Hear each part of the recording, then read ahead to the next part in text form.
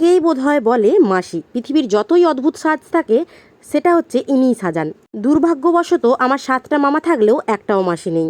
শুনেছি মায়ের থেকেও মাসির দরদ বেশি, অর্থাৎ আজকে যদি আমাদের মাসি থাকতো তাহলে মায়ের থেকেও বেশি ভালোবাসতো। ভগবান যে কেন আমাদেরকে সবকিছু থেকে এত অদ্ভুতভাবে বঞ্চিত করেছে তার উত্তর আমার কাছে নেই। হয়তো বা ভগবানের কাছেও এর উত্তর নেই। ভগবানকেও কোশ্চেন করলে ভ্যাবাচাকা খেয়ে যাবে মাত্র। নাই মাটি দিয়ে বাড়ি বানাবে, এর বায়নাটা ছিল প্রায় 3 মাস আগে থেকে।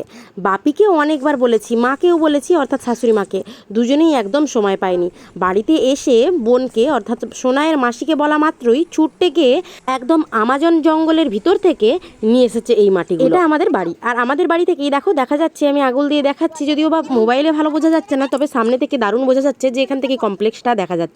দুপুরে হঠাৎ শুয়েই ছিলাম, হঠাৎ ফোন এলো সেই 1 যুগ ধরে রাখা সেই বন্ধুর সাথে। ওর সাথেই কিছুটা সময় কাটিয়ে আর ওর পয়সায় সিঙ্গারা খেয়ে ফিরলাম বাড়ির পথে। তবে ওনাকেও জোর করেছিলাম কিছু খাওয়ার জন্য, তবে ওনার আজ মঙ্গলবার।